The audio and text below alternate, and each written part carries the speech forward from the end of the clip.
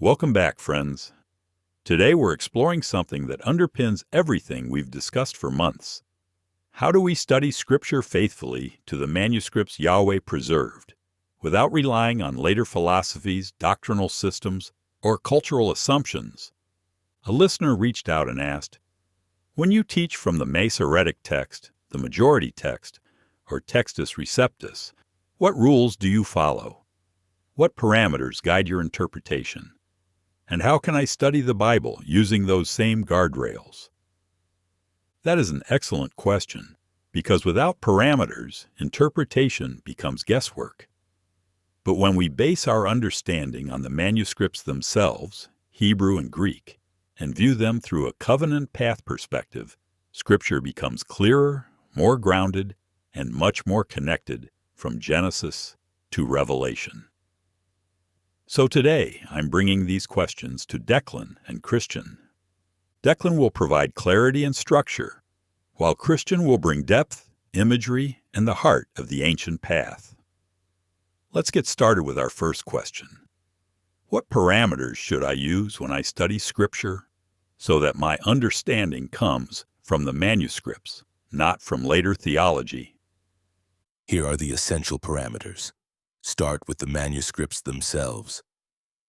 Masoretic Text for the Hebrew Bible. Majority Text plus Textus Receptus for the New Testament. Do not start with commentaries. Observe the concrete Hebrew and Greek vocabulary. Ancient Hebrew thought uses physical imagery, paths, stones, tents, fire. Greek manuscripts retain this imagery more than modern translations do. Follow the author's intended structure. Don't rearrange, paraphrase, or impose outside frameworks.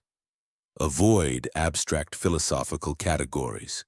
No Greek metaphysics, no systematic theology overlays, just the text in its original thought world. Trace themes across the manuscripts: covenant, path, obedience, presence, return. Watch how they appear in Torah, prophets, writings, gospels, and epistles. Let Scripture interpret Scripture, especially majority text to the New Testament, where the New Testament authors build directly on the Hebrew worldview. These parameters ensure you're not reading ideas into the text. You're following what the text already says. When you step into the world of the manuscripts, you're entering a landscape shaped by earth, breath, fire, covenant, and path. The danger of modern study is that we often bring in lenses that dull the imagery and flatten the meaning. So here's the heart of the parameters. Let the ancient world speak on its own terms. Don't turn path into philosophy.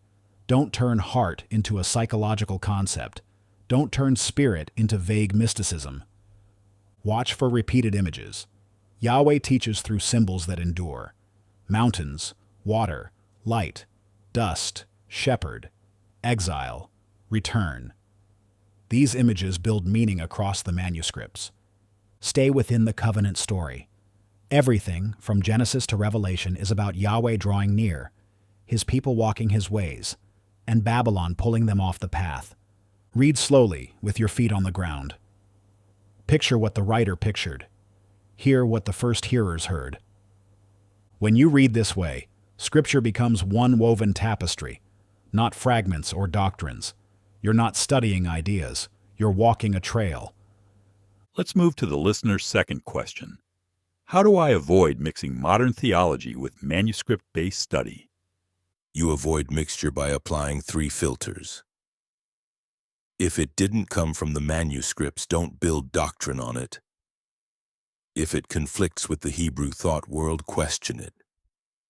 If it isn't concrete, embodied, covenant-rooted, or traceable across the manuscript tradition, set it aside.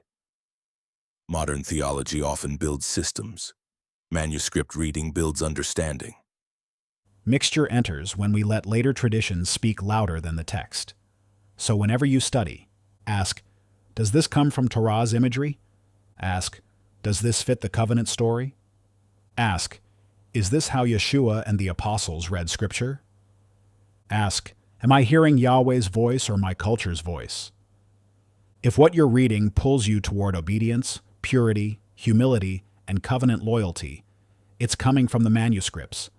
If it pulls you toward abstract ideas, speculation, or detached spirituality, it's coming from somewhere else.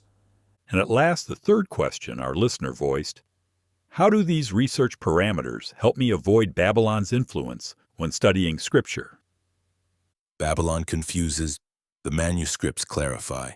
Babylon mixes truth with abstraction. The manuscripts keep it concrete. Babylon builds systems, the manuscripts build paths. By staying inside manuscript parameters, you stay outside Babylon's interpretive fog. Babylon always attempts to separate the text from obedience. It claims interpretation is academic. Yahweh, on the other hand, says interpretation is walking. Babylon interprets Scripture as ideas to debate. Hebrew thought sees Scripture as a path to follow. When your study stays connected to the manuscripts, you remain inside Yahweh's voice and outside Babylon's shadows. Well, friends, that's a full meal. What we've heard today is that studying Scripture isn't about just gathering information. It's about entering the thought world Yahweh created for us through the manuscripts.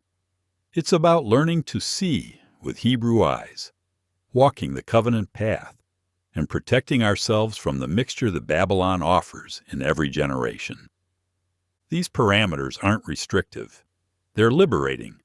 They lift us out of confusion and anchor us to the very words Yahweh breathed through His prophets, apostles, and scribes. So as you continue reading, slow down. Stay close to the manuscripts. Let the imagery guide you, and let obedience, not abstraction, shape your understanding. Thanks for joining us.